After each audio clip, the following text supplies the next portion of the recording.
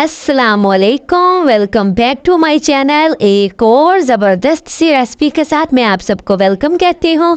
कैसे हैं आप सब लोग? उम्मीद करती हूँ सब खैरियत से होंगे। आज हम बना रहे हैं ढाबा स्टाइल फ्रेंच फ्राइज़, और ये जो फ्रेंच फ्राइज़ हैं बहुत ही ज़बरदस्त होने वाले हैं आपके टी टाइम के लिए और बच्चों के लंच बॉक्स के लिए। बच्चे हों बड़े हों सभी इन फ्राइज़ को बहुत ही शौक से खाते हैं। तो चलें जी, बिना टाइम वेस्ट किए हम आज की ये रेसिपी बनाना स्टार्ट करते हैं। बिस्मिल्लाहिर्रहमानिर्रहीम। शुरू अल्लाह के पाक नाम से जिसकी रहमतें बरकतें हमारे खानों में शामिल हैं। यहाँ पे मैंने 3 से 4 मीडियम साइज़ के आलू लिए हैं, जिनका छिलका उतार के इनको इस तरह से पानी में डिप करके रख दी ताकि इनका कलर ब्लैक ना हो। इन फ्राइज़ की हमने कटिंग किस तरह से करनी है, एक आलू उठाएंगे, उसके हमने इस तरह से स्लाइस काट लेने हैं और फिर इन स्लाइस को इस तरह से कटिंग कर लेनी है। इनकी जो हमने ये फ्राइज़ काटने हैं ना, ये तो ना तो बहुत ज़्यादा मोटे होने चाहिए और ना ही बहुत ज़्यादा बारीक। बिल्कुल इस तरह से हमने लंबे लंबे काट रहे हैं ना, कोई भी इनका पार्ट हमने ज़ाया नहीं करना कि इस साइड से कट दें और इस तरह साइड से रख लें। पूरा ही हम आलू इसमें यूज़ करेंगे। इस तरह से मैंने तमाम फ्राइज़ की कटिंग कर ली है और इनको इस तरह से पानी में डिप करती जा रही थी। अब मैंने इनको वॉश करना है बहुत अच्छी तरह से। हम इसको 2 से 3 पानी में वॉश करेंगे। जब पानी अच्छी तरह से इस तरह से साफ़ हो जाएगा तब इसको किसी स्टेनर में डाल के इसका एक्स्ट्रा जो पानी है वो हमने रिमूव कर देना है। अब हमने इन फ्राइज़ में कुछ इंग्रेडिएंट्स ऐड करने हैं। मैं यहाँ पे 3 टेबलस्पून बेसन का ऐड कर रही हूँ।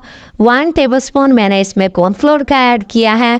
हाफ़ टी स्पून मैं इसमें सुरख मिर्च ऐड कर रही हूँ और 1 टीस्पून मैंने इसमें नमक ऐड किया है। हाफ़ टी स्पून धनिया पाउडर, हाफ़ टी स्पून ही इसमें ज़ीरा पाउडर ऐड कर रही हूँ। थोड़ा सा मैंने इसमें हल्दी ऐड की है। अब हमने इन तमाम इंग्रेडिएंट्स को बहुत अच्छी तरह से मिक्स करना है। हाथों की मदद से हम अच्छी तरह से इसको मिक्स करते जाएंगे और याद रहे हमने इन फ्राइज़ में पानी हमने बिल्कुल भी ऐड नहीं करना। बस इस तरह से अच्छी तरह हम इसको मिक्स करते जाएंगे और आलूओं ने जो पानी रिलीज़ करना है उसी पानी में तमाम मसाला अच्छी तरह से इन फ्राइज़ के ऊपर लग जाएगा। आप देख रहे हैं जैसे जैसे मैं इसको मिक्स करती जा रही हूँ ये जो मसाला है वो गीला होना शुरू हो गया है। तकरीबन मुझे 2 से 3 मिनट हो गए हैं इसको मिक्स करते हुए। आप देख ही रहे हैं इसकी लुक तमाम मसाला अच्छी तरह से फ्राइज़ के ऊपर लग चुका है और इसमें मैंने पानी बिल्कुल भी ऐड नहीं किया। अब हम इन फ्राइज़ को फ्राई करेंगे। फ्राई करने के लिए एक पैन में कुकिंग ऑयल ऐड किया है। जैसे ही कुकिंग ऑयल गर्म होता है तब हम इसमें इन फ्राइज़ को ऐड करेंगे। फ्राइज़ को हमने सेपरेट ही ऐड करना है, एक साथ हमने तमाम फ्राइज़ को ऐड नहीं करना। इस तरह से हम एक एक करके तमाम फ्राइज़ इसमें ऐड करते जाएंगे। यहाँ पे मैं एक टिप आप लोगों के साथ शेयर करना चाहती हूँ कि जब भी आप फ्राइज़ को फ्राई करें तो जो फ्लेम है वो आपने मीडियम और हाई के दरमियान रखना है। लो फ्लेम आपने नहीं रखना। ये नहीं करना कि पहले जो फ्लेम था वो हाई था या मीडियम था, जब आपने फ्राइज़ ऐड किए हैं तो अब आपने लो फ्लेम कर दिया है। तो इस तरह आपने बिल्कुल भी नहीं करना। तो उसकी जो मेन रीज़न फिर वो यही होती है कि जो आपके फ्राइज़ हैं वो सॉफ्ट हो जाते हैं, उसमें इतना क्रंच और क्रिस्प नहीं आता।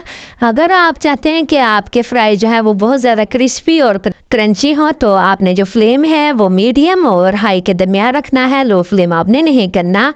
और तकरीबन 4 से 5 मिनट हम इनको फ्राई करेंगे और ये हमारे जो क्रिस्पी क्रंची फ्रेंच फ्राइज़ हैं वो रेडी हो जाएंगे। इनकी जो फ्राई करने की टाइमिंग है वो कोई फ़िक्स टाइमिंग नहीं है। जब भी आपको लगे कि आपके फ्राइज़ जो हैं वो रेडी हो चुके हैं तब आप इसको निकाल सकते हैं। ये अब मेरे फ्राइज़ तकरीबन अच्छी तरह से फ्राई हो चुके हैं। अब मैं इनको ऑयल से बाहर निकालती हूँ।